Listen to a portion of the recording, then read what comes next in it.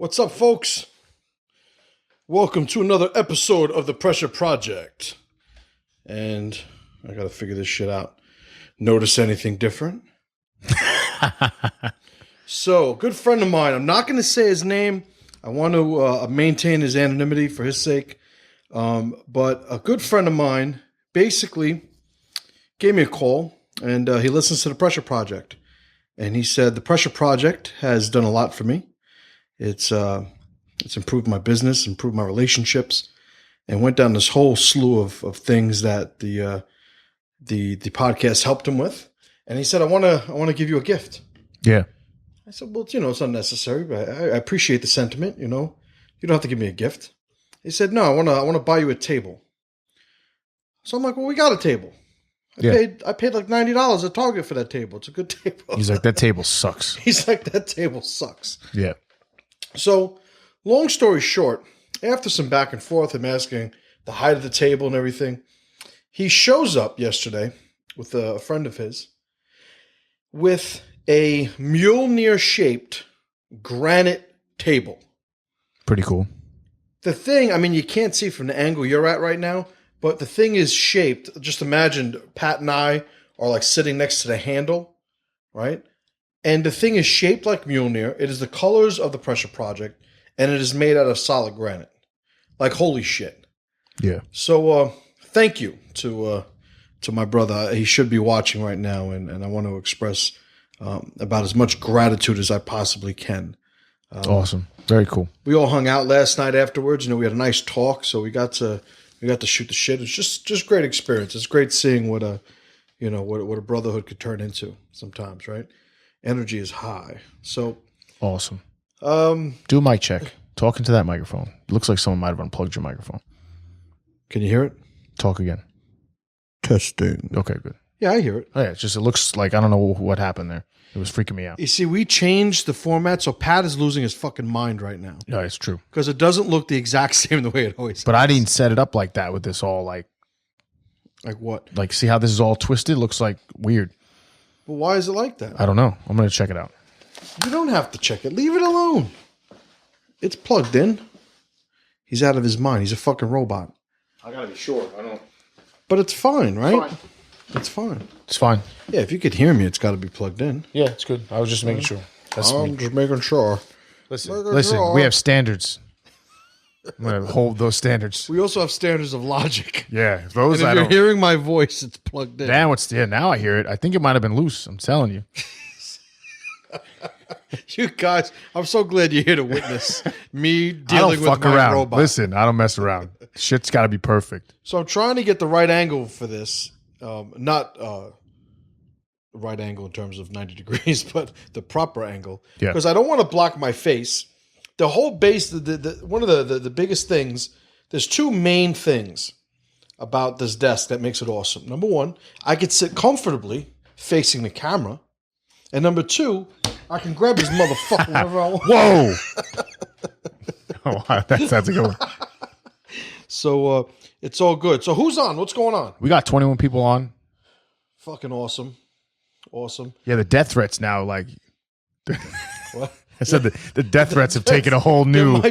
There might be a little bloodletting every once and again. Yeah. I might just get my arm chopped off. He wouldn't even move. Folks. I didn't. I did that for show. All right. So we're live. Just to cover a couple of things. The MC page is over 50,000. Yeah. Over 50,000 fans, followers. I don't know what the hell you call them. Followers. Followers? Sure. Fans. I don't know. It's I a fan prefer page. Fans. It's a fan page. Not a Followers follower page. is Twitter and Instagram. Is it? I think they're considered followers. So fans. So 50,000 fans on the fan page, the MC page on Facebook. Incredible. This last week, we were at 49,000 last Thursday. I put up a picture. I said, let's get it to 50K. Because, I think in my research, the I guess reputations and classifications, unofficial, but like there are certain sort of rites of passage with the growths of movements or personalities, and yes, 50K is a big one. Yeah. Like 50K is a big one. 50K is 1,000 is one, 10,000, 25,000, Yeah. and 50,000. Like there are groups of pages that have these followings Yeah. of fans. But the fact that in a week we put almost like 1,100 new fans. It's funny because we got That's a lot of awesome. haters. You guys know, like there's people that are out to get me. I just posted on one of them, and one guy called me what did he call me, an asshole? Some guy said you're someone called you an asshole. Are you sure? I'm positive. That sounds unfathomable. So I inconceivable. Inconceivable. I put the almost 10 million reached, almost 2 million liked, commented, or shared. I put that picture up. Yeah. You guys saw it on the MC page. It's right there. And some guy put, "You're a fucking idiot." Yeah, straight to the point. It's like, yeah, thanks for coming around. Tell us what you really think. You're the idiot that's calling the idiot an idiot. Yeah. Yeah, well, you're poopy. People are fucking stupid. Oh, God. So the 50,000, I have absolutely no delusions that they all love me. I have 50,000 people that are going, MC's the shit. Yeah. I'd say up to half, if not more, would love to see me fail. But fuck them, so long as they keep watching. Yeah. Average listener list is twice as long when they hate us. Right. It's it's Howard Stern shit, right? Yeah. So it's funny that's the way it works out. But big milestone, man. I'm actually like I'm fired up about this. 50K new desk. Like, and totally unrelated. Yeah. Or are they? Or are they? Power. Yeah. Spirals. This desk is the universe. Triangles. The geometry, it's everywhere. It's everywhere. Got to pay attention. The golden ratio. Yeah. So awesome. So what else we got going on? I do have a bunch of questions. Cool. That I was sent. Is there anything of note? I want you to make sure you're paying attention. I'm paying attention. Guys, you remember, like, if this is your first live stream, I'm sure I haven't seen, we have some familiar faces on there. Yeah, all the people. Chad's there, I'm sure, right? We got Shay. Shay's on there. Ricardo. Josh Stern's on there. Josh Stern, yep. Chad. Right. So you guys know the deal. For those of you that are watching that maybe this is your first live stream, I like you guys to participate as much as possible.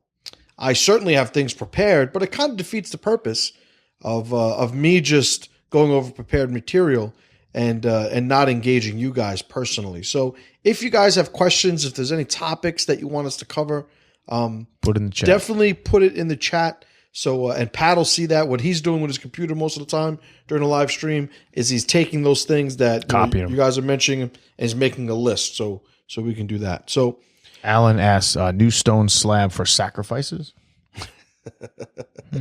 Oh, in a perfect world, my friend. In a perfect world. Matt Horton, first live stream for me. Oh, Matt, yeah. Good to have you, brother. Yeah. Awesome. Definitely good to have you. And I know that a lot of you notice that when I'm doing the Facebook live feeds, certainly part of it is convenience, but last one I think I had like 700 viewers at once, at one point, 700 people watching. Whereas we have the live streams and it's 30 to 50 people usually, but it's all our guys, right? It's all the brothers. So it's good to have the sort of conversation away from the masses from time to time. And that's what the live stream has always provided. Yes. Right? So what else is going on? We have a bunch of people on. It's going good. I'm going to check the forum real quick. I have... Okay. This is a question that I got a week ago, August 29th, that I had saved for this next podcast. And a gentleman named Victor sent it to info@thepressureproject.com. Cool. He said, "Greetings. I've been listening to your podcast on a daily basis for about a week now, and really just going from stream to stream. And so far, you guys have opened my eyes a lot about topics, and you have also managed to confirm some of the things I've been thinking and living by. So it's a nice confirmation to have." Cool. He writes, "I have two questions regarding the last one podcast 175, where he was on a live stream.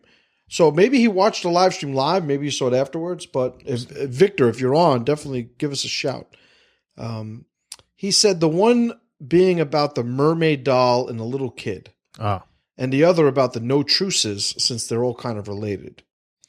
So he says, first off, does disagreeing with some things you say generally fall into the no truces category?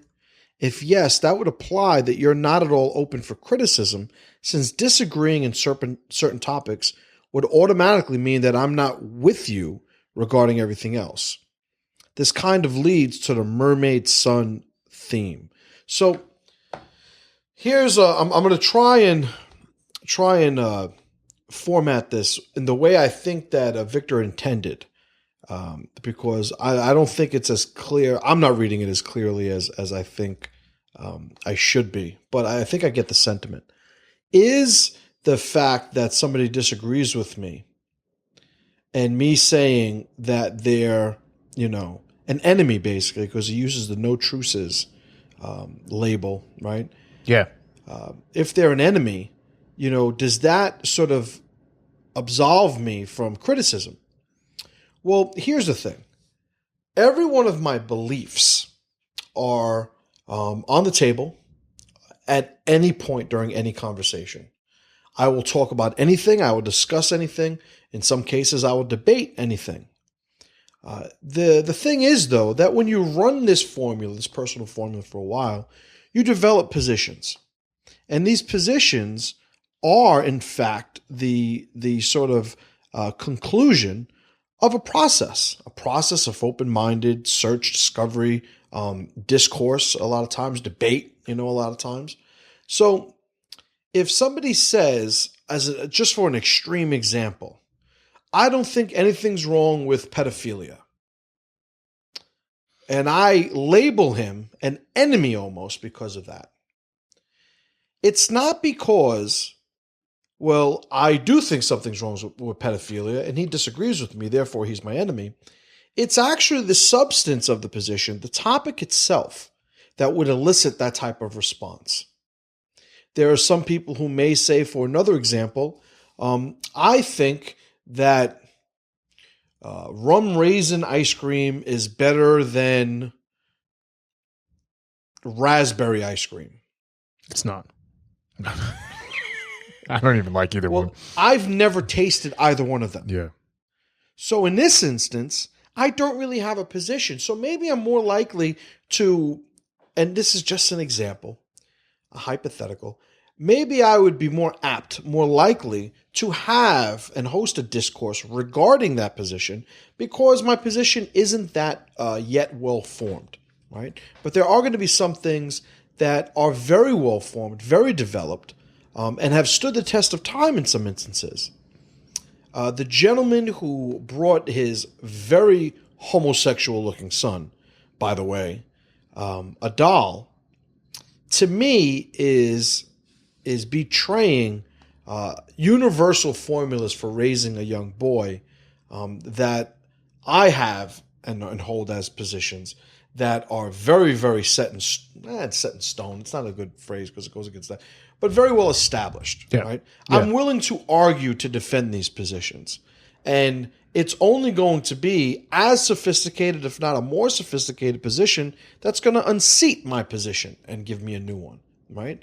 So I'm certainly not against people disagreeing with me. I found the only way I could ever grow and evolve my positions are either having somebody disagree with them or present a subtly different slant or perspective on these positions. If I'm surrounded by people who just agree with me, there's no growth to be had, right? There's no pressure, right? There's no pressure. So I want people to disagree with me where it's appropriate. And when people agree, there is still power to be achieved by really trying to flesh out the sophistication of the position, finding those applications where gray areas exist and sort of exploring, how do we navigate those subtleties and apply these positions to those applications.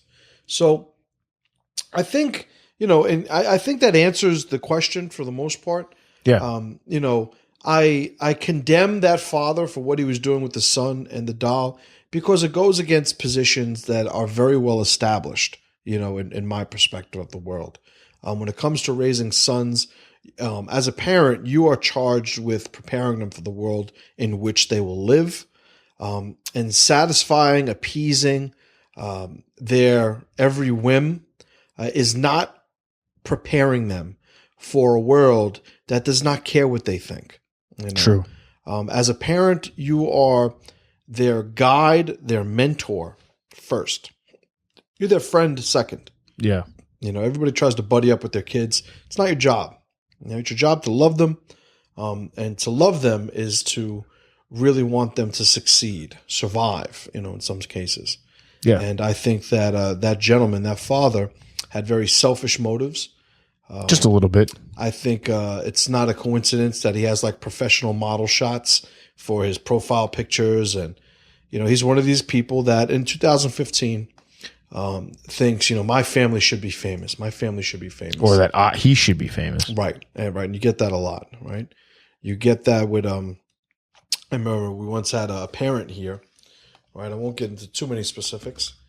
Sure. But he was a father and he had a son and daughter. And he brought hypothetically speaking, and he brought the children here when they were very young. Very young. This is their first martial arts school. And he very much wanted to live vicariously through the achievements of his children, but to a level of detriment, I would say. He didn't want what was best for them as people. He wanted them to win sports. He wanted them to win sports. He himself has never won sports. And he would never trust the guidance that I would try to give regarding these children, even though, admittedly, I love these children like they were my own, Yeah. very much attached to these children. But when it came down to it, you had a father who cared about them winning a medal, a belt, a trophy, more than he cared about them becoming productive, enlightened, ambitious, respectful young men and women, and True. And I haven't seen them in some time, so I really can't comment on the people they are now. But he and I did not agree on the formula that was being that was being applied to them. So it would be very easy to draw a parallel to this hypothetical, right? It would be very easy for that father to say, he didn't like me because I didn't agree with him.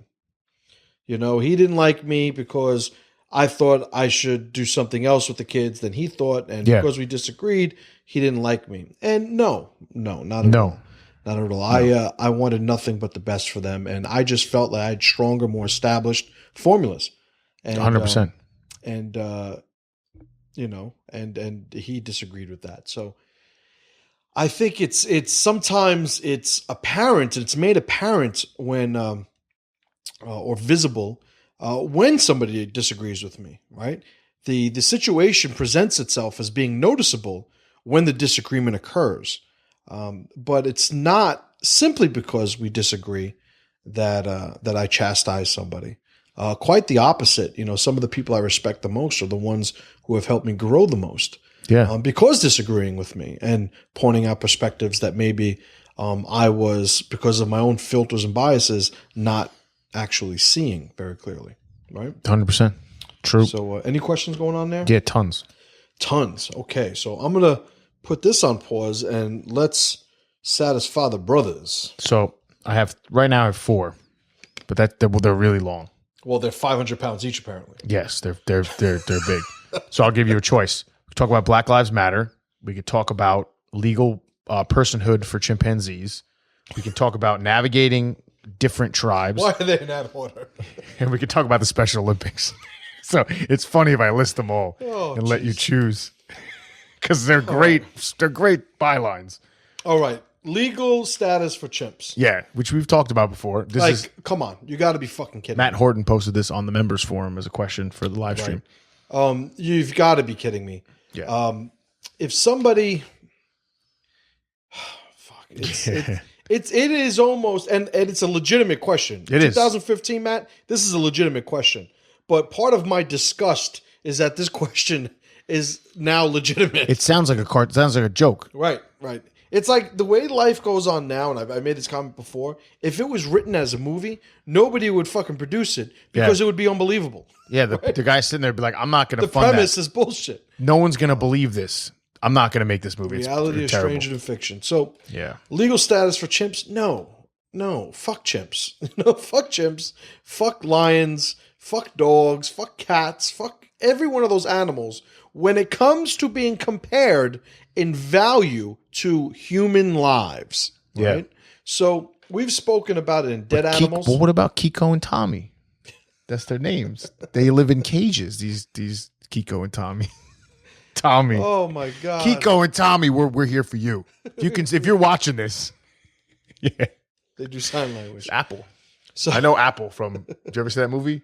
no, that says Project X, where they have the chimpanzees fly the fucking ships, and then they radiate them, and they die from radiation. Matthew Broderick. Well, spoiler alert. Thanks. Some of them live. Anyway, no, I didn't see that movie. So the chimpanzees, like, understand too. Like, I get on purpose, I have a very limited explanation on a lot of my views on animals because we can never get past that first hump, it seems, of putting them in their place when comparing them to the significance of a human life. I have a dog, right? I have a Belgian Malinois, Zuko. Yes. And I love that fucking dog. That dog is about as incredible a dog as I've ever seen in my life. And he has his own gi. I hang out with the dog. He doesn't have a gi? He doesn't have a gi. Oh. Because buying a gi for your dog is fucking retarded. It is? Apparently, that's a thing now that Pat's bringing up. Yeah, of course. Yeah, that's just whatever. So, people that love their dogs, I love my dog, but I love him as a dog. As a dog. As you would a dog. I have dog love for him, right? People who just think that, I can love my cat as much as I love my friend, it is delusion. It is dangerous. It is. It's stupid. When you talk about the sort of evolutionary implications of a species who doesn't hold its own species sacred, right, or above the others in terms of significance, it is just a flawed thinking. When you start now saying that a chimpanzee, and chimpanzees are amazing. My favorite animal in the animal kingdom is a silverback, right? Mountain gorillas. And I'm fascinated by them. Yeah. And here in the jungle gym, I have pictures of them all over the place. I've tried to, change and alter my body type so I look like one. Right? So it's not something that, I'm just completely devoid of any respect for nature or quite the opposite, but I don't have any delusions that, weak people tend to have. You have people who want to talk tough about so many other things philosophically, but then when it comes to their dog, they're like, "I'll fucking kill somebody for my dog. I don't give a fuck. I love animals more than people." This is all unhealthy fucking perspectives. It is. No. I love my family. I love my brothers. I love people. Josh Stern says Black Labs matter. He sent me a picture of that before. It's pretty funny. But that's why I had so much fun with the Cecil. Yeah. The Cecil thing. The Cecil. Because people were losing their fucking minds. They were losing their minds. Are lions majestic animals to be revered? Absolutely. Absolutely. Do I have a problem with somebody shooting one who's 13 years old, about to die? The money can be put. No, I don't. Did they have a mind to lose?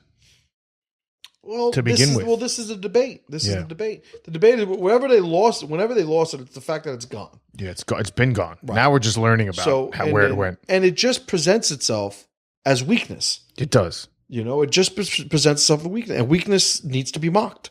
And eradicated. What? No? We could hear you. Yeah. What else? What was the other questions? Okay, the other questions, let's see. Special Olympics. Let's just talk, we're on the...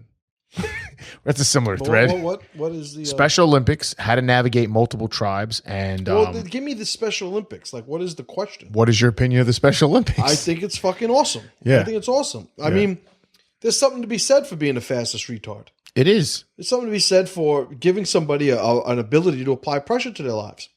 Just don't put them in the regular Olympics. Well, 'Cause that would be disingenuous. I don't even like the guy with the fucking fake legs. Oh yeah, The guy that murdered his wife or something. I don't even know. I didn't know he murdered his wife. Yeah, he murdered his fucking Are wife. you talking about? I don't know that. He murdered his wife? Pistorius? I haven't heard of that. I heard people running with fake legs. They look I think he was South African. He was in the Olympics and he had like amputated legs, like below the knee, and he had some sci-fi looking shit. the backwards knee. Yeah, like you guys have seen it. You know what I'm talking about. Like Special Olympics, I think it's a more general concept, right, that applies to the Special Olympics. But I think anybody has a journey that can be designed to apply pressure to their lives. Yeah. I think in the young men and women, or just the men and women who compete in the Special Olympics, that happens to be the way that they do it. You know, I'm very fortunate in that I have 4 very healthy children. If I had a child with Down syndrome, if I had a child with some sort of mental ailment or mental retardation or just physical handicap, you know, I'm very certain that I would be finding a way to maximize their journey. He'd be a power lifter. Right. Absolutely. So retard strength. Yeah, like we're putting that to the test. That's the tattoo he's getting across his back. And we're putting that to the test 100%. Right. So let's see how far we can take this. I used to work for a camp in New Jersey when I was like during my college years, 3 or 4 summers. It's called Camp Oakhurst, and it was in New Jersey, and it was for physically disabled children. And greatest experience of my life. You know, and I got to design some games for these kids. I got to work with these kids very, very intimately, seeing who they were, what they liked. And in their world, when given the same type of environment, you know, they're just as competitive. They're just as confident. They could be just as arrogant. And, you know, and having that type of thing. I mean, how many people, you know, 100 years ago, 200 years ago would have written Stephen Hawking off? True. You know, so there has to be more to it. So Special Olympics, 100%, I support it. And that dude, they're saying that he shot her while she was taking a shit, like in Game of Thrones. And he tried to make up this whole story about I was in the other room and I heard it was another guy and whatever. I didn't have my legs on. Yeah, it's like, wasn't me. Wasn't me. I don't have legs. How can I shoot someone with my hands? Maybe he has a gun leg. You ever see that movie? Yeah. Was it Death Robert Proof. Rodriguez? Yeah. Yeah. Planet Terror. Shit. It's good. All right, what was the other questions? All right, let's take a detour. Master Anthony says, "Hey MC, can we talk about the death by selfie guy?" Oh my God. I can't let that one go to the top of the list. So Anthony, right? Anthony is one of my black belts. He works here at the school as the manager of the headquarters. He walks into my office today. He's like, MC, you got to see this video. So I'm like, what is it? He goes, just watch it. So I trust him. I said, all right, give me the video. And it's a news report about a young man who shot himself by accident. And you got the Skibba Ibba family on the sidewalk. He done mean to shoot himself. And, you know, they're speaking in Skibby. Yeah, Ibby Dibby. Skibby Ibby Dibby, flibby dibby jibby. And finally, it goes back to the news reporter who gives a quick little blurb about what happened. The kid shot himself in the fucking head while taking selfies with a gun. Good. Awesome. That's exactly how it should be. You know, so my position on that is, could you imagine you're a parent who raised a child and the job that you did culminated in him shooting himself in the head, trying to take a selfie to look tough on social media? When you find him, you should pick up the gun and eat a bullet yourself. And join him. Like, this is what you have to reap what you sow. Oh my God. So you hear about gun accidents, right? You know, just negligent discharges, and, you know, like, there are accidents out there, and I don't mean to make light of accidents in general, but holy fuck, man. Listen, are you Darwin. Like, can you not tempt fate? They have something called the Darwin Awards. Or if you're using a fucking pistol, I mean, and I know I'm fucking preaching to the choir here with the guys listening, but you don't fucking unload the goddamn pistol. Yeah. Like, you can't see. Facebook doesn't know that you can't see if it's got fucking rounds in the magazine. Yeah. You know, if you're taking a selfie with a gun, you fucking idiot. Listen, it worked out. Oh my God. So, you know, Darwinism. There was another guy who shot himself. He was holstering his gun, not in a holster, just in his pants. Shot himself in the femoral. Yeah.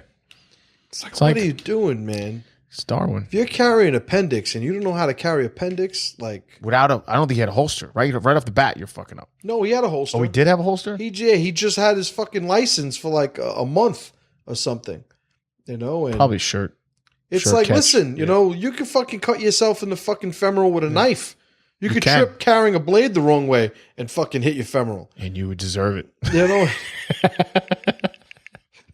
Fucking deserve it. there is like no fucking love for anybody. Darwin Awards. It's all like you become infamous. You know, so fuck, man, you're gonna carry a pistol.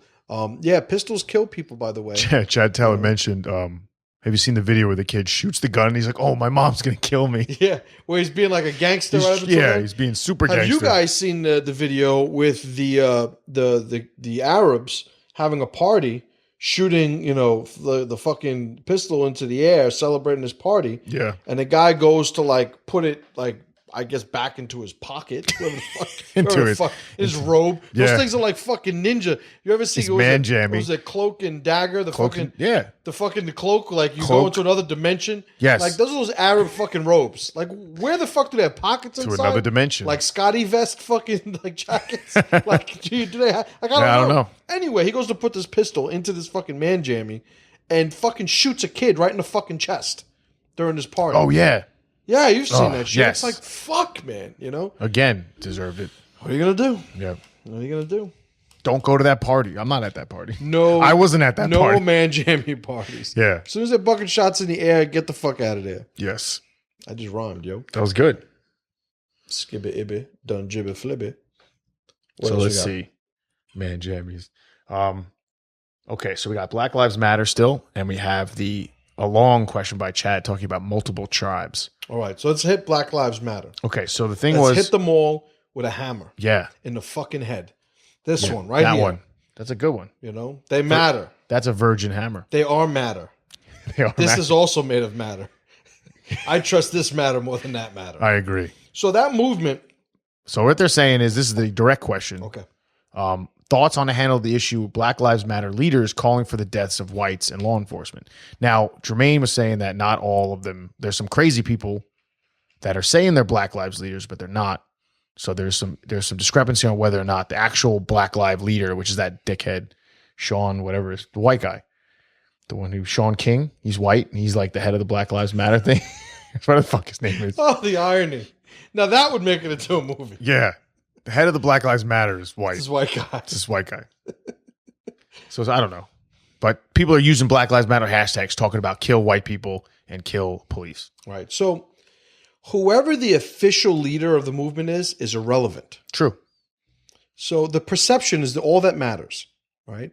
Any movement, any revolution is one that relies on nothing but perception, right? Getting the word out, spreading the message, building and growing this identity amongst a group. Well, this can be co-opted and hijacked at any turn. And if you have the guy who is saying that white people should be killed, cops should be killed, and he's associating himself with Black Lives Matter, well, it's 2015. That guy's message is going to be shared and exposed and picked up and seen much more than any more conservative sentiment of an organization. To say that Black Lives Matter, right? So this is connected in a lot of different ways with things that we've spoken about at length in the past. The whole premise of starting a movement of Black Lives Matter is based on bullshit.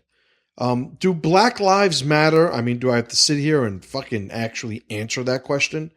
The whole thing is they're trying to support and maintain the premise, the very flawed, fraudulent premise of blacks are victimized at every turn. Yeah. By whites, by institutions, by the government. But when you look at the actual statistics of what afflictions are affecting the black community, none of the talking points of the Black Lives Matter movement touch on them, right? If anything, they're a little more than an afterthought. So no, they want to argue the same things that give people feel points, right? Feel good points.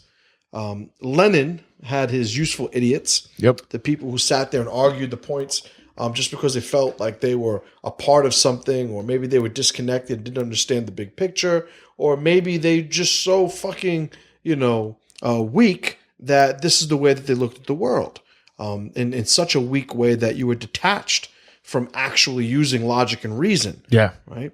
Getting back to what we were talking about earlier, leaving your positions on the table to be discussed and defended, at any second.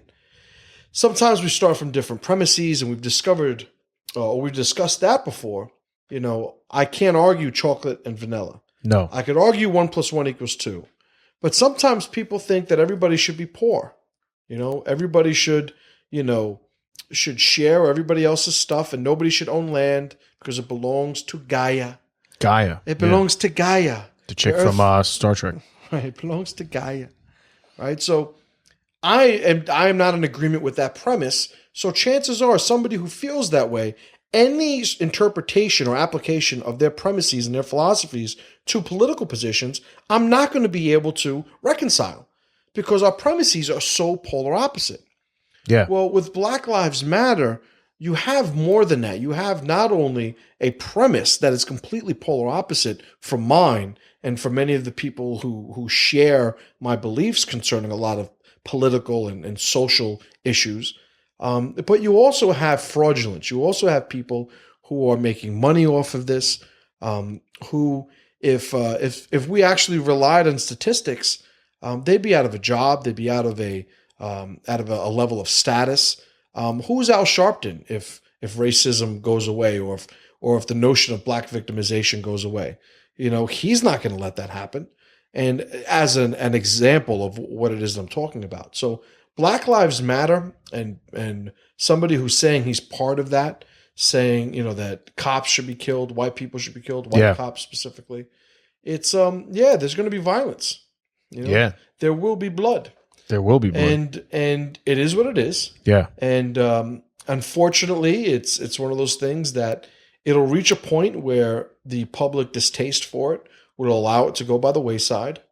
When will that be? Who knows? Maybe nobody will ever shoot another cop being motivated by that asshole that was talking. Then again, maybe this starts, a 24-month period where cops are traveling, 2-3 at a time in smaller, manageable cells, being fucking battle buddies. Who knows?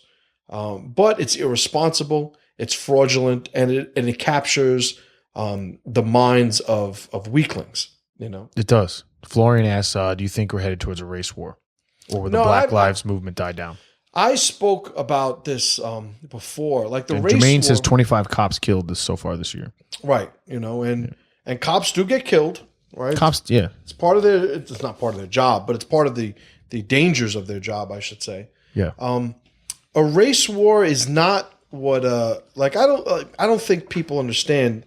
There's not going to be, and I've said this before, a race war is not okay. All the whites go here, all the blacks go here, all the Mexicans go here, or the Asians go here, and now go. Like one big game of fucking dodgeball. It's not the way it happens. Anything that happens is going to be organic.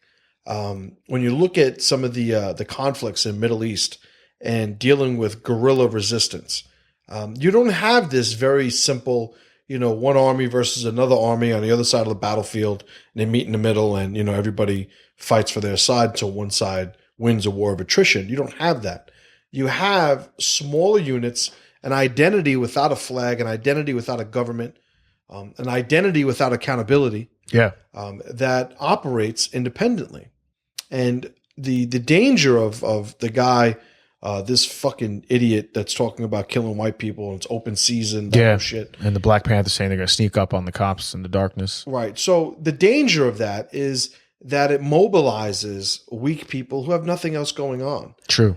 This becomes, and remember, this is the Facebook social media, how many likes can I get age. So there is nothing, that tells me that there aren't going to be people who are going to go, yeah, this will make me famous. Sure. Either not fully realizing the repercussions or just not caring. And these messages being espoused mobilizes those people. And I hate saying it, but maybe we need to actually see how dangerous this talk is before these people are actually dealt with. Well, maybe they'll all just take selfies and shoot themselves in the head. Yeah, if we can get them to do that, fucking brilliant. Yeah, done. So start that meme. Point the gun at your head. Black That's Panthers, a challenge. And I don't know what Black Panthers said exactly. The thing said they were sneak up at them in the darkness, and it was a armed Black Panther was quoted saying, "Cops, watch your backs. We're going to sneak up at you in the darkness." That's what Josh Stern quoted just now. Right. So that is now like you say that like that guy needs to, he needs to be dealt with, and he needs to be dealt with as effectively as we can legally deal with him, where the law is concerned. Yeah, it was to Texas cops. We will start creeping up on you in the darkness. Right. And, that's the kind of talk that I thought we were trying to get away from. Yeah. What does that solve? Like, I thought, stringing people up was something that we were trying to let fall by the wayside, right? Yeah. Like, what kind of, if, I'm a white cop in Texas. Yeah. And my partner gets shot in the back of the head while sitting in this patrol car by a group of kids following the Black Panthers movement. What? I'm not going to look to fucking exact revenge. I'm not a human being all of a sudden. Yeah. I'm supposed to be restrained because this is what happens. You have the people, because we have such a weak society and because weakness is held at such a premium in terms of policy and reverence in media and entertainment. These people don't understand what consequences are. They don't understand that, a cop is a person, and a person that has a wife, that has kids, that needs to come home at night. And there's only till a certain point is a cop even going to reasonably be expected to remain constrained by the rules of his job. At some point, he becomes a man trying to survive. Yeah. And fucking Texas cop, that's the guy that you want to put on the defensive. Probably not the best idea. Probably not the best idea. I love Texas, man. Texas is legit. Best Texas. Steaks. Shout out to my buddies in Texas. Best steaks we ever had. Best steaks we ever had. Bob's. Yeah. Bob's. Amazing. Fucking amazing. Good barbecue too, remember? Yeah. That was one of the better trips as far as food goes. Yeah, absolutely. It was legit. But we digest.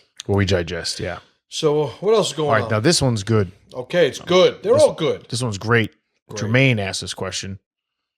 It has nothing to do with race. No, anyway, so just saying that, Jermaine's our black guy. Yeah. He's good. So, should the girl who talked her boyfriend into killing himself go to jail? Great question.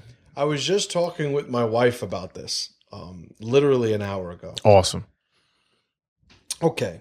Yeah. Let's see. How is it? Great question. Okay. Yeah. The guy. Let's deal with the guy first. Let's deal with the guy. Did you read the text messages? Yes. Yeah. Good riddance. Yeah. Bye. Bye. Yeah. See ya. You wanted it over? It's over. It's done. Yeah. It's done. You're good. You did it. You did it. Yay. High five. No more pressure for you. Yeah. Like, that's it. The girl now. Yeah. She's a fucking cunt, man. 100%. She is a fucking piece of work.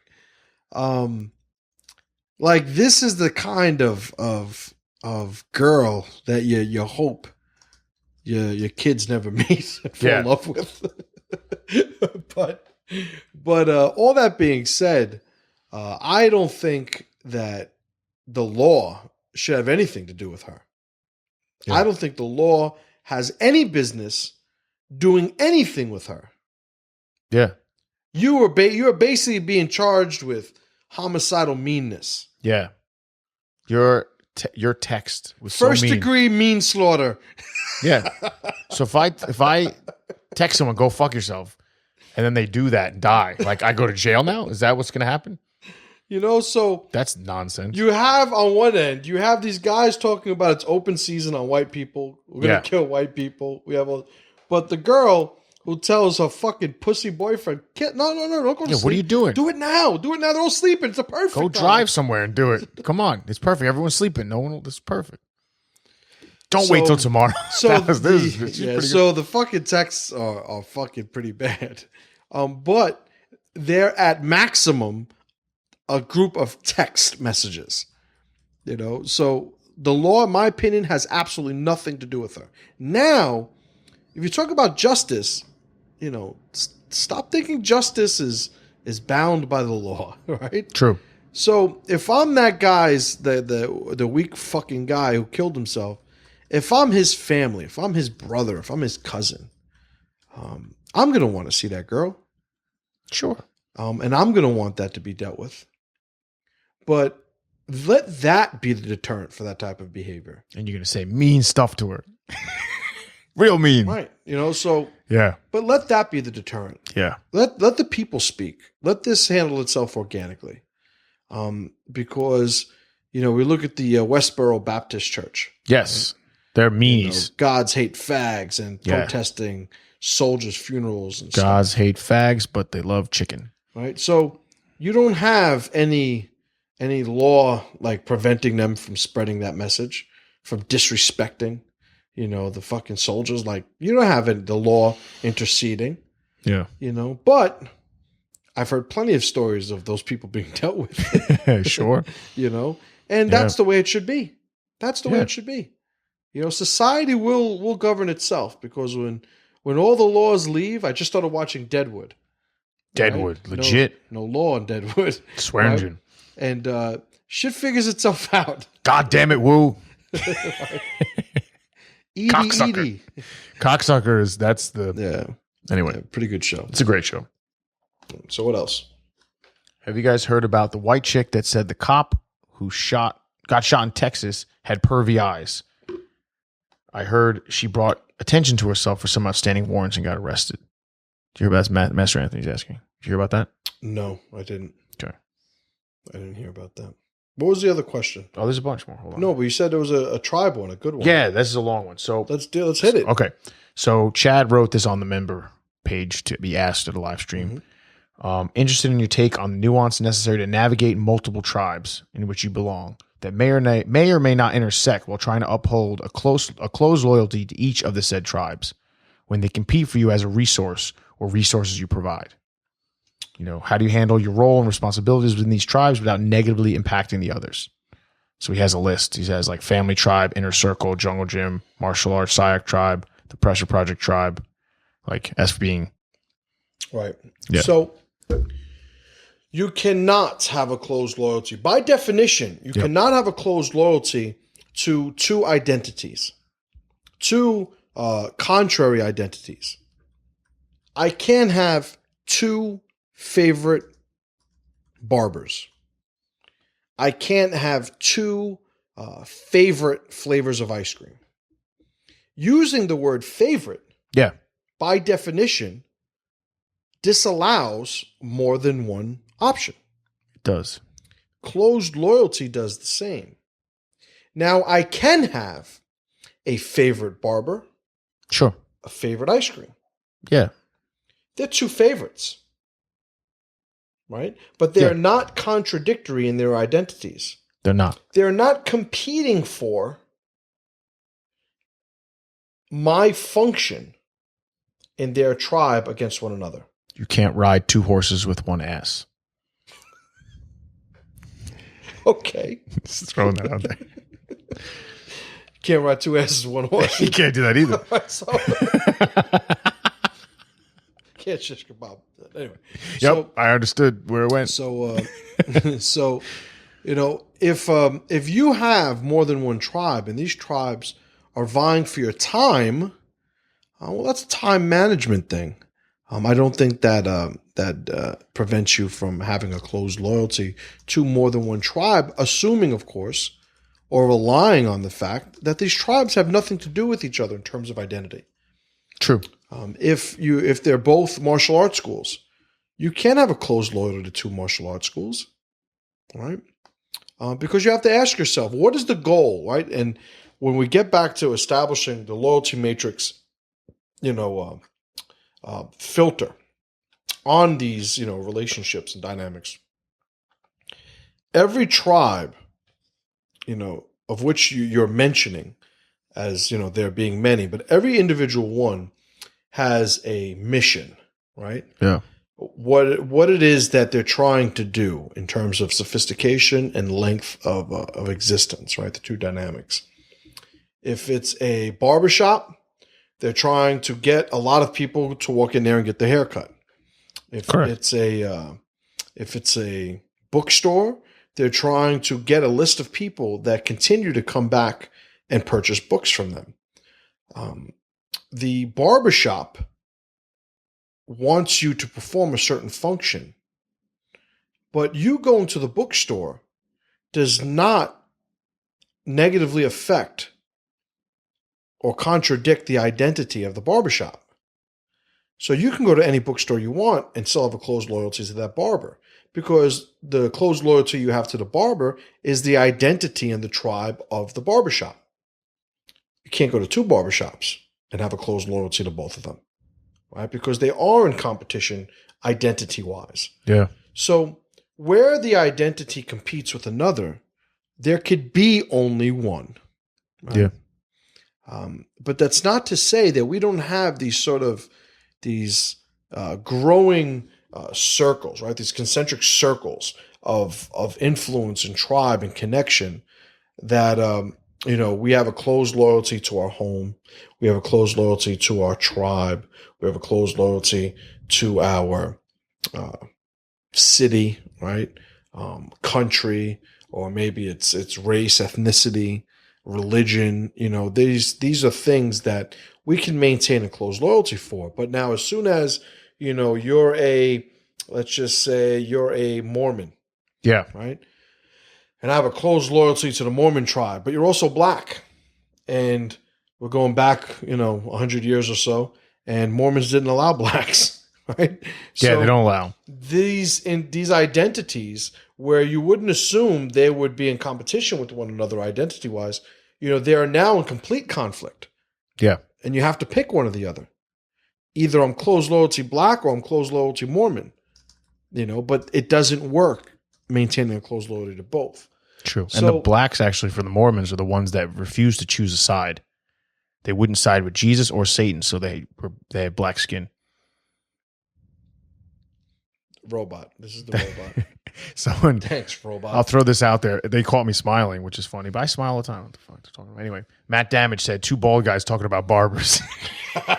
That's awesome. Is it bad that as soon as I think of a barber, I think of my back? That's interesting. That's an interesting connotation. Yeah. Oh man. So Chad, I hope that makes sense. So what? And Chad also said, sorry, he listed your wife as the goddess of sandwiches. The goddess of sandwiches. I had to throw that in. Right. That's good. Goddess of sandwiches. Yeah. That's great. So that is what one needs to do. You need to look at all the different groups you belong to, all the different identities that you're trying to embody, right? And do they contradict each other? Because they may not contradict each other under one circumstance, but now let's say you work like a horse, and 10 in the morning, or let's just say 8 in the morning to 10 at night, 5 days a week, and you have weekends off. Yeah. And Saturday you used to go play basketball. Sunday you used to lift weights. Basketball league, like you're there. They only meet on Saturdays. So you go there and, they love you. Close loyalty to this basketball league. Sunday, the same thing. Same group of guys worked out every Sunday, totally committed to the identity of the mission of lifting weights and getting stronger. But now your job, which is working you to death, needs you to pick one day on the weekend that you have to work also. Well, now these two identities are conflicting. Yeah. Now it's, do I still do this or do I still do this?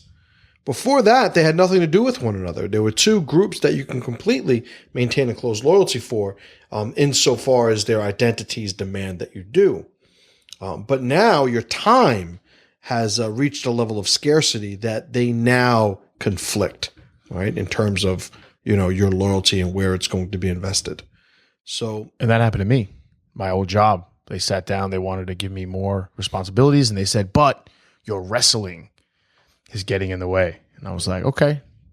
So I retired, and I did my wrestling for a living. So that worked out. like, let me tell you something, brother. Let me tell you something. Yeah. Yeah. I hit them with a steel chair. It's like, this is.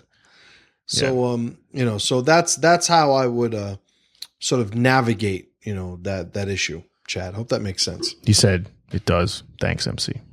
Yes, sir. Awesome. So what else we got? Alan asked, "Did you see the video of the ISIS kid beheading the teddy bear?" I didn't see it. No, I didn't see it. It sounds awesome. Where was it? From like Detroit or something? Yes, the ISIS chapter in Detroit. Oh my God. America's fucking up, man. Yeah. We are fucking up. Do you guys see what's happening to Europe? Iceland. Did you see what happened to Iceland? What happened to Iceland? Apparently the government of Iceland, and I could be fucking this up, but the government of Iceland agreed to take like 50 migrants into Iceland. Okay. Like 50, 50. 50. And the people had like an uproar.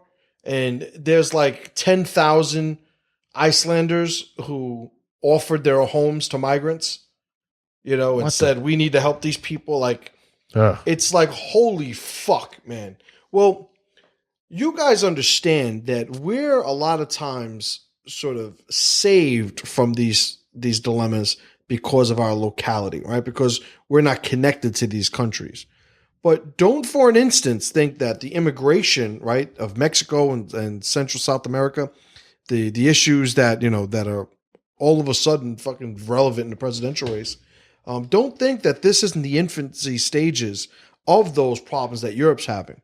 Europe is being fucking invaded by thousands of migrants. Yeah. Fighting the police, fighting any border. Those rape squadrons, or whatever they're called. Well, you have, what comes with the migrants. You have the complete annihilation of your country's identity because the rituals change. Yeah. The procreation aspect is completely skewed.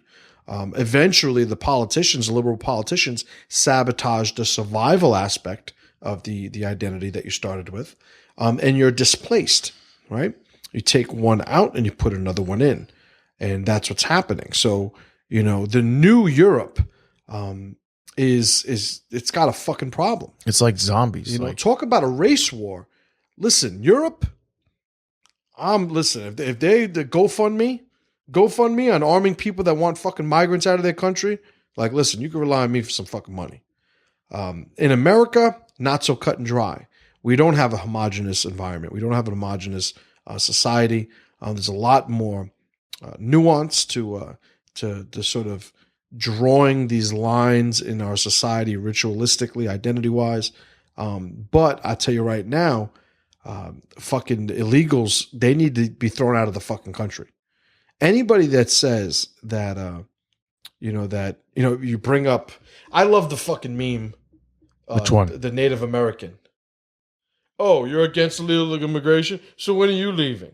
Yeah. It's like, no, you know something? You fucking lost. You lost. Yeah. I have a tremendous respect for the you lost, and the terms were set, and now you're living by those terms. And that's it. And that's the way that worked, right? Feel cross about it, Tremendous respect for the Native American people, the Native American culture.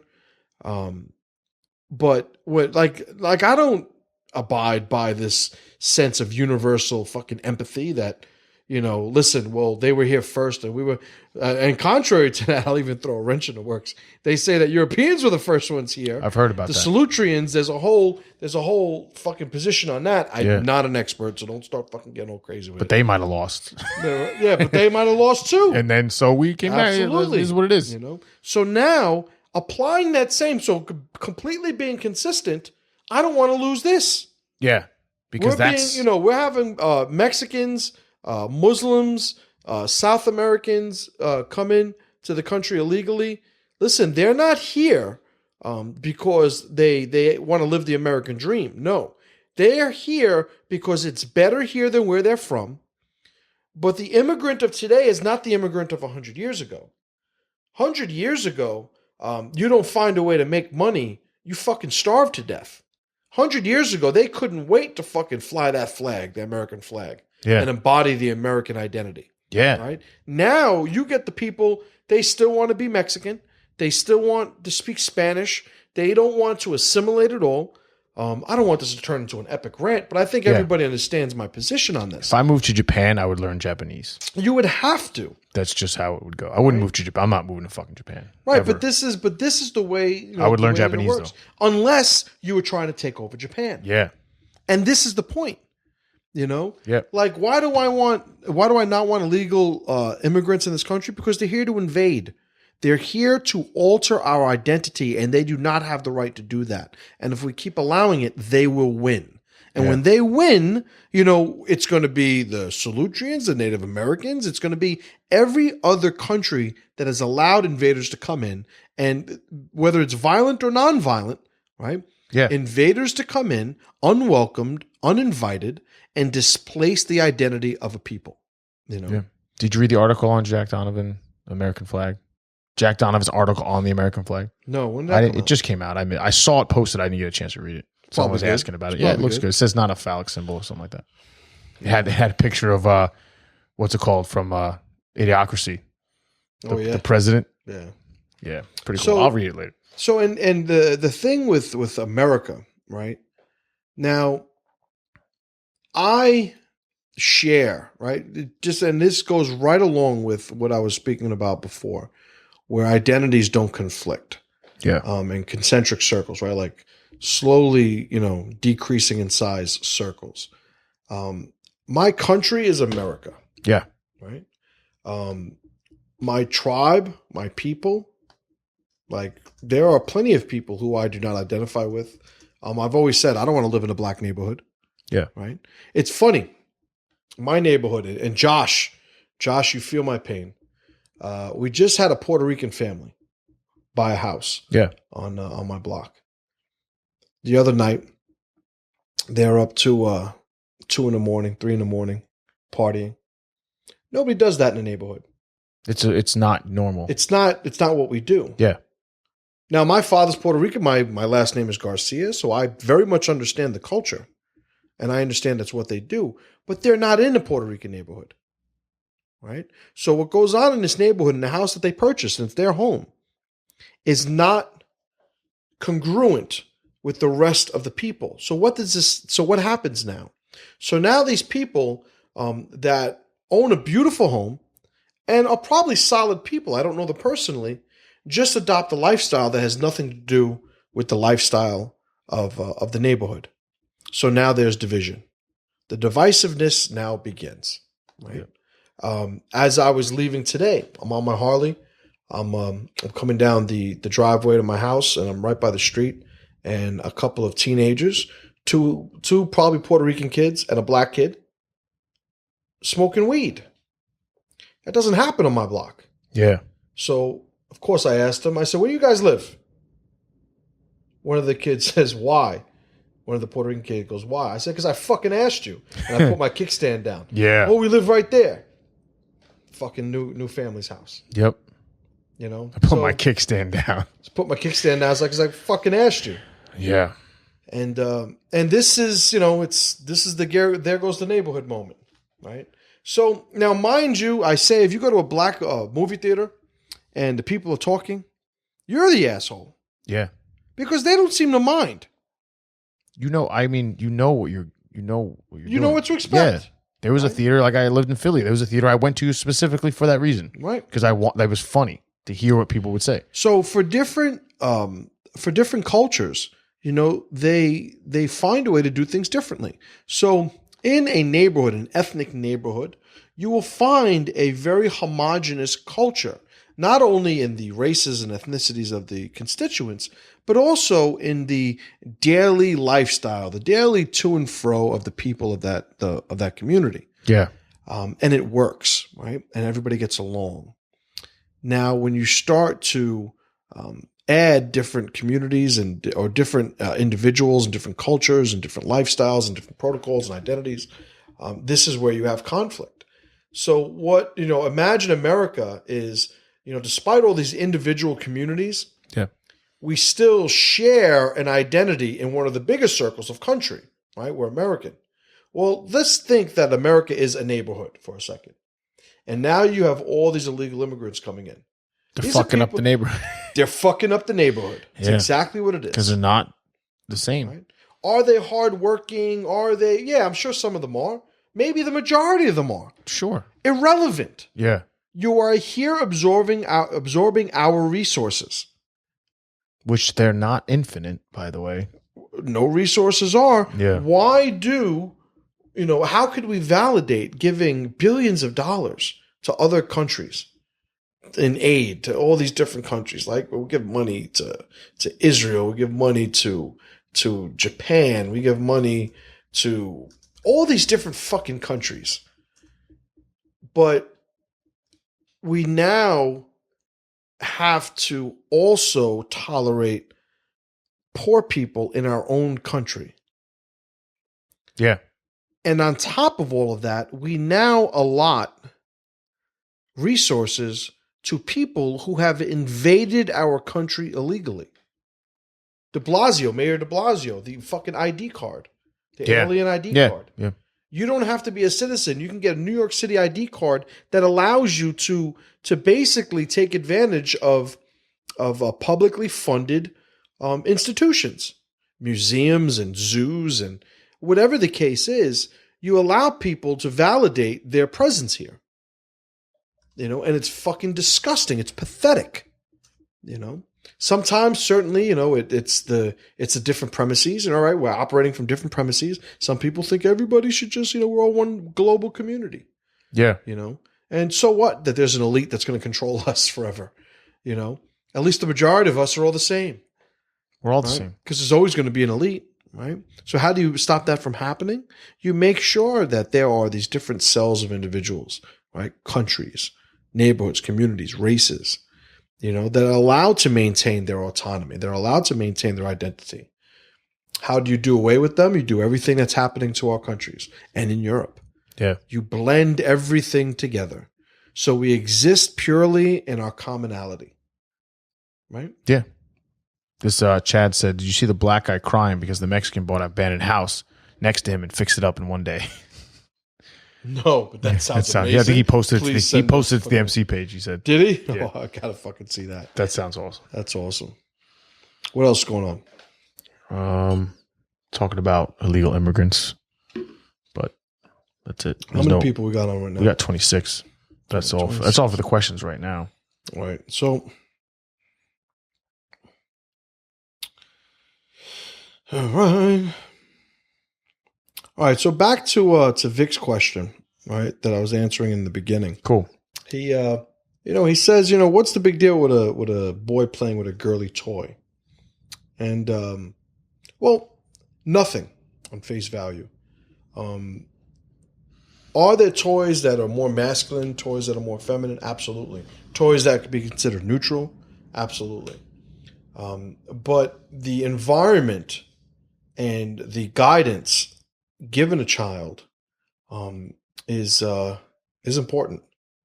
So if you have a son who is effeminate, and this man's son was very effeminate. If you have a son that's effeminate, he's still a man.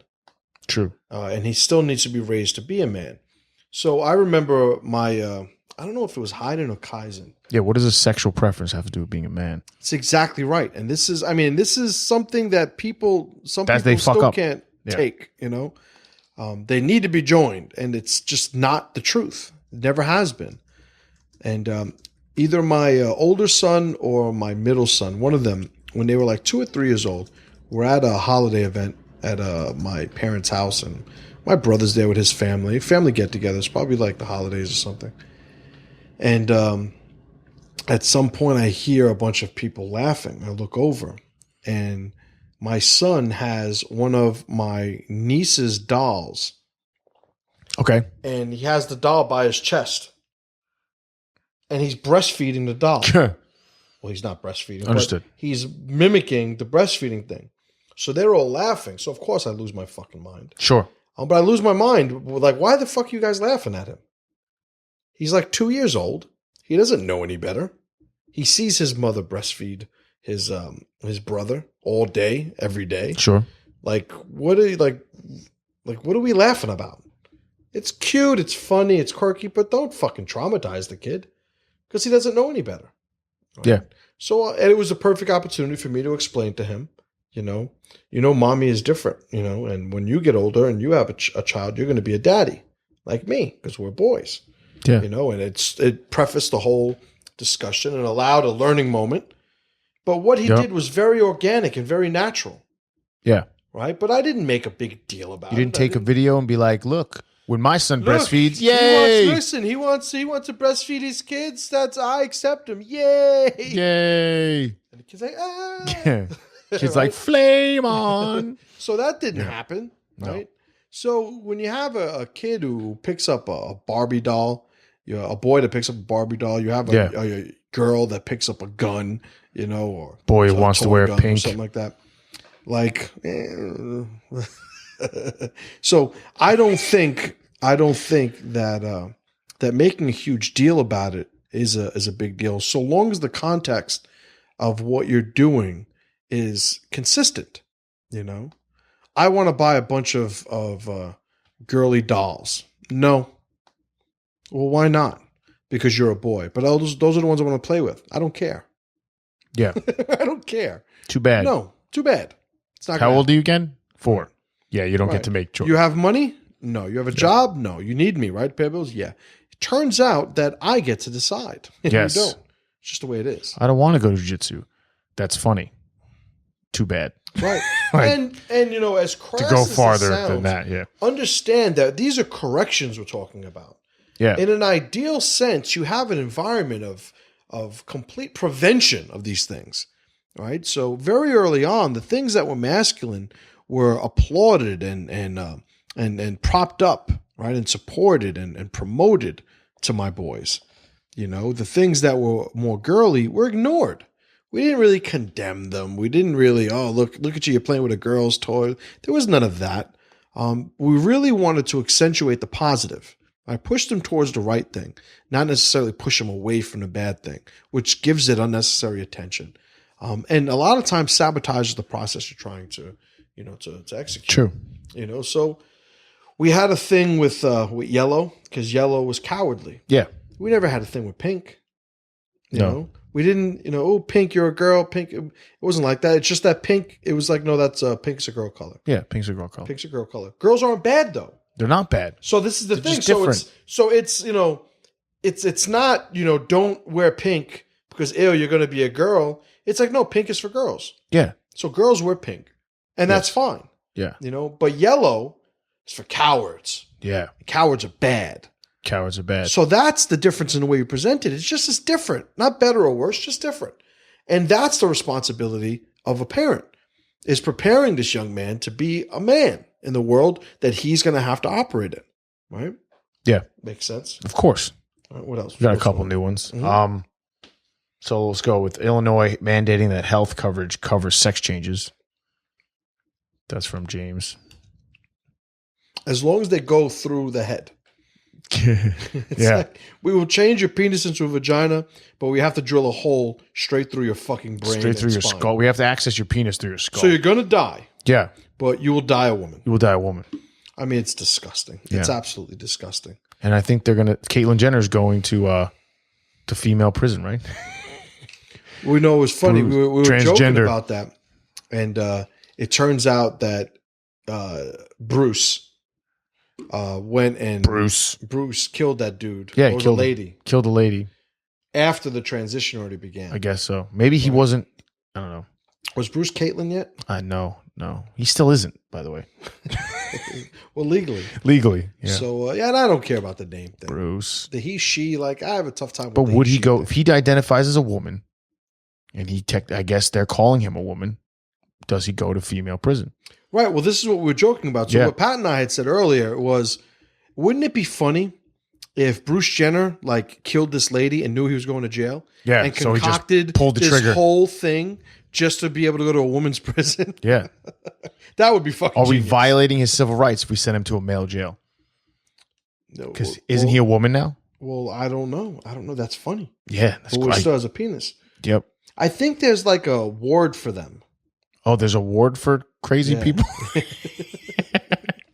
It's called the Nut House. No pun intended. No pun intended. Oh, he still got his nuts. So Well, here's now on this topic. Alan Odinson asked, hear about the students who walked out when a transgender student was wanting to use the girls' bathroom. Anthony, my guy Anthony, Yeah. it said it, and I'm with him. That tranny kid has to be a fucking troll. Yeah, that's tranny the troll. Troll level 1 billion. Troll level tranny. Like Yeah. that. It can't be fucking real. It can't be real. Not that it's not really happening. I believe it's really happening. But if this kid turns around and this winds up being a joke, fucking genius. If it's not, it's like holy shit. If it's not, yeah. The other thing, remember I was telling you about the guy who said he wants to prove Black Lives Matter by having sex with 1,000 black women. Win-win. Win-win. Yeah. Just think about it. Okay, I have a daughter, right? Hedia, you have Athena. Yeah. My daughter, let's say she's 10 years old. She's 4 months now. Let's say she's 10 years old. And she goes into the ladies' room. She's a little bit too old. She's with me. She goes into the ladies' room because she's a little too old to go to the men's room with me. You know, Sure. She's 2 or 3. You know, who knows? But Yeah. you know what I'm talking about. She's of course 10 years old, and she comes out and she says, "Daddy, I killed a tranny." Daddy, Yeah. there's a man in there with a wig, and he was talking to me while I was washing my hands." Mm-hmm. Yeah. Now, this is in the liberal mind a benign situation. What's the problem? Transsexuals talk. All I know is my 10-year-old daughter was being spoken to by a fucking man in a girl's bathroom. Yeah. I will lose my fucking mind. Yes. So when you start dealing with And call the police immediately. this is the police. That sting right there. Right? That's good. The band police. Right. Yep. Because every little thing my daughter does is magic. So And every step she takes, she'll be watching. that's right. I'll be watching. Yep. So you have, a situation that is completely unnatural. Like this doesn't happen if everybody follows the rules, right? The rules of nature. And I heard some people say, well, what's the big difference? Unisex bathrooms should be what we have anyway. No,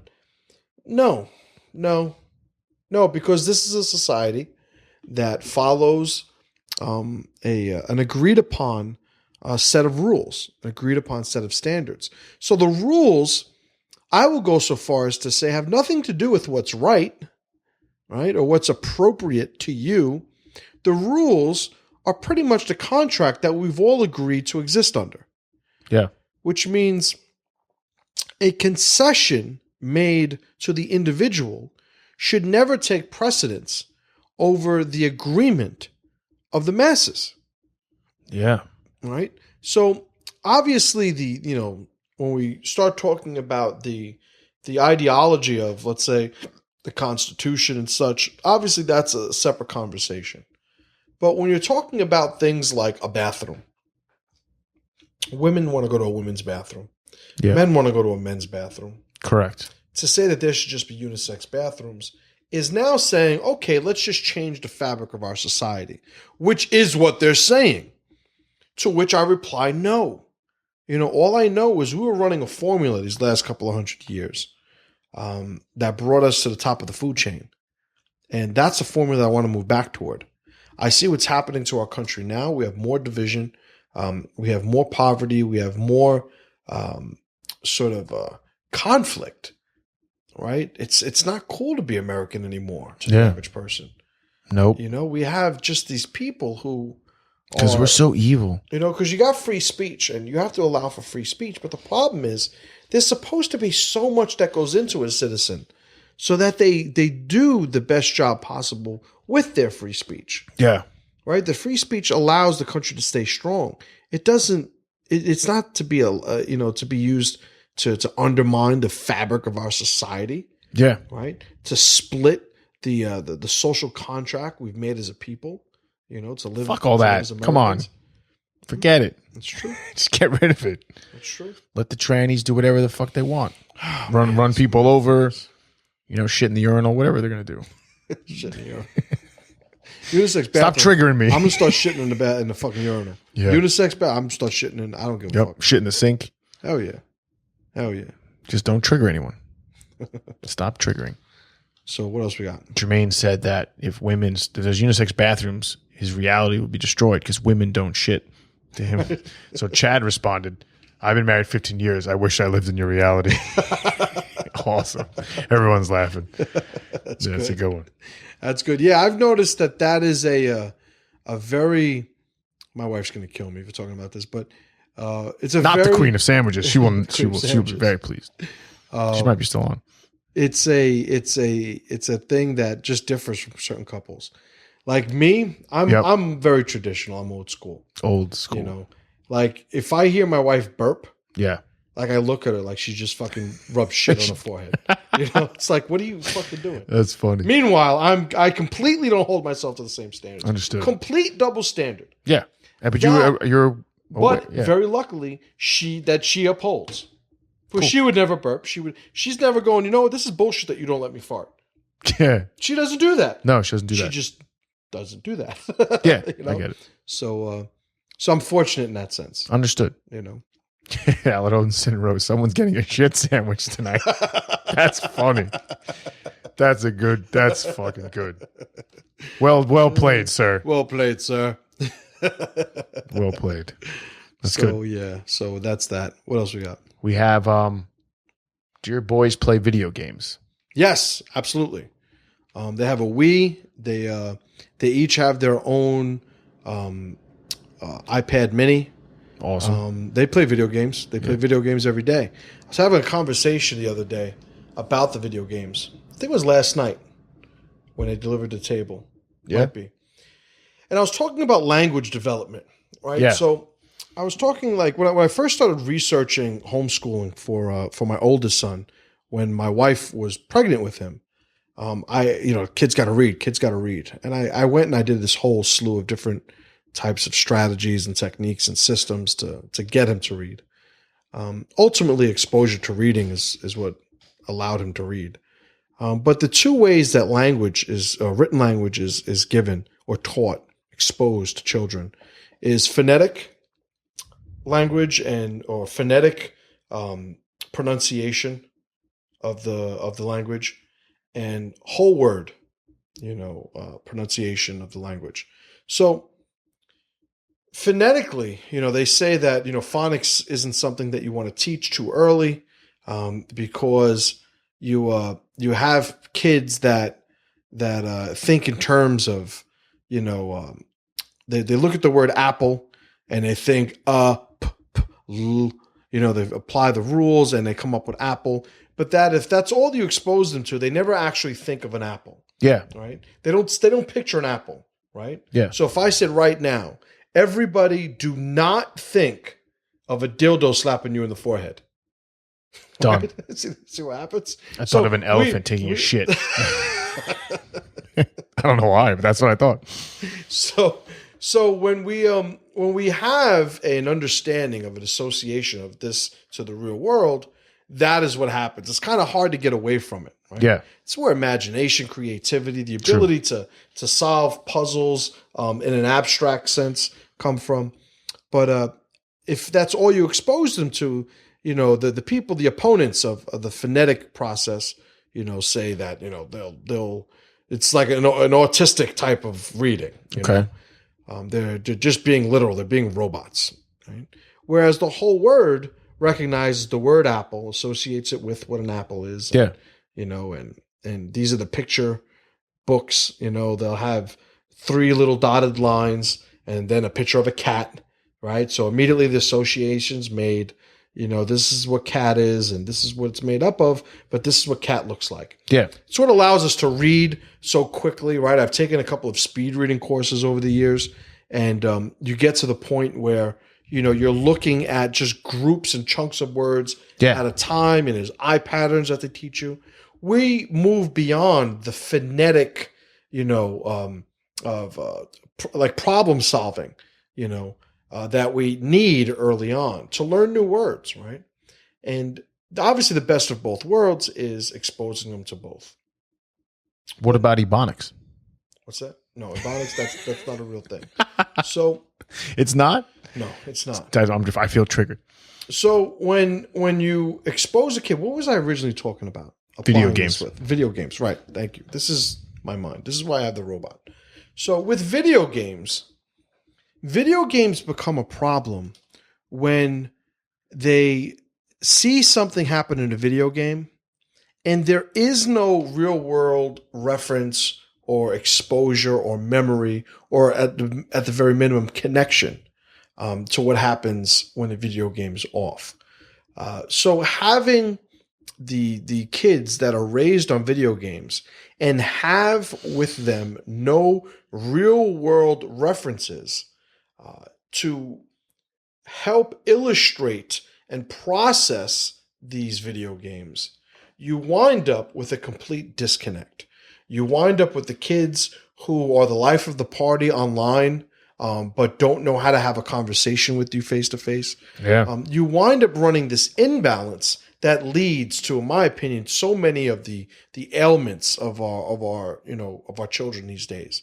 So the goal should be, has always been for me and should be, I feel, is making sure that you have all of those protocols and skills and rites of passage in place and taken care of in conjunction with any exposure that your kids may have to video games and the like, right? Because ultimately, it's the best of both worlds, similar to the phonetic whole word approach to reading. When it comes to playing video games and using computers, like some people say, never show a kid a computer because, well, you could sit here and say, well, yes, you think about the Greek intellectuals and, the mentor-apprentice model of learning and the trivium, the classical method of education, of which I'm a big proponent of. You could say or cite all the very established, vetted success stories of those methods. But none of those people, I would reply to that. None of those people existed in the world of computers. One of the things that can't be denied is you give a 2-year-old or 3-year-old these days your iPhone, and they know how to. I have videos of Kaizen, 2 years old, logging onto YouTube, typing in words to search, stopping videos. Yeah, going I've seen, to different they're videos. like crushing it. You take an 80-year-old, a 90-year-old, My grandmother, they can't figure that shit out. My grandmother texted me the other day, and it was a single letter. It was G. That's what I got from her. I don't know what she was trying to say, but I got the letter G. She said, "What's up, G?" Yeah. I was Maybe like, oh. she was calling you. I think it was like, actually, no, it was R and then the next line G. I don't know what. I don't know. But this is my point. Yeah. So there is an application of the universals that I think we're, especially a homeschooling family, is on the hook for, expressing to your children. So video games, absolutely. Only video games or unlimited video games? Absolutely not. Yeah. Absolutely not. No. The coolest thing your kids do should not be playing video games to them. Yes, 100%. I think that's a good way to put it. If they think the coolest thing that they get to do is play video games, you're fucking up. You're fucking up bad. Right? Yeah, agreed. But I don't like, as long as something's not dangerous or inherently weak or noticeably negative. Like, I never insulted. I never talk down about it. Because then it gives it attention that I don't want it to does. have. Yeah, it gives it attention. Video games. All right, time to turn the games off. Let's read some books, tell some stories. Let's play catch. Let's go shoot an arrow. Let's go shoot an arrow Yeah. into somebody. Yes, into the Puerto Rican family down the street. No. Puerto Rican fucking the guy with the blood hit him. Yeah. Middle of his chest. And on that note, we've reached 11:30. Have we? Yeah. All right. Well, that was a good note. Great conversation, guys. Yeah. I appreciate you guys for spending the time. I hope you guys enjoyed the new format. Let us know what you think. All right, let us know what you think. This desk is legit. This desk is legit. I'm gonna put a thank you post on the MC page for this episode. Let us know what you think of the format. Does it even make a difference? You guys might not even fucking notice. I think it just looks cooler. To me, it's fucking amazing. I'm touching granite Yeah. in the shape of a fucking It adds hammer. power. I think it Elemental power. is. Right, absolutely. It's awesome. And the hammer, shape of a hammer. We got a hammer. Like it's like When he took it off the truck, yeah, I give you my word on this, guys. When he took it off the truck, it was granted. So it was on a pickup. He brought it down in the pickup. He had the base under it, and he had the moving blankets over it. Right, those big like blankets. He took it off. It came at nighttime, so it was dark out. He took it off, and I didn't see it until they turned it up on its side. Yeah, and you were I looked at it, and I said, "It's fucking Mjolnir." So the guy, he said, "Well, what do you mean?" I said, "It's the hammer. It's Thor's hammer." Yeah. He goes, "Oh, I didn't even realize that." Yeah, awesome. Completely did not realize that he was cutting it in the shape of a hammer. Just throwing that out there, guys. Awesome. You know how I get, right? Yep. Legit. All right, guys. ThePressureProject.com is our website. You know that already. Info@ThePressureProject.com is our contact email. Send us emails. We want to hear what's going on. We want to hear what questions you guys want to talk about. If you ever have a question and you don't want to mention your name, just let us know. It doesn't matter to me. The Pressure Project members, most of you guys are members, and I appreciate the support. We're growing, man. We are growing. 50K on the MC page. Yeah. I can't do that without you guys. I need 50,000 other people to do that. Right? Correct. Can't do that by myself. True. 100%. Not like these guys that buy Filipino click farms and have all the different fake accounts just so they could seem significant. Yeah, who wants that? The business bitch ass. That's who. Understood. Call him that. Business bitch ass. Yeah. Right? Valid. So fuck that guy. I mean, guys like that in general. Yes. Hypothetically speaking, the people that do that business bitch in general. So fucking power, fellas. I love you guys. We look forward to speaking to you guys on the next episode. And as always, brothers, pressure to power.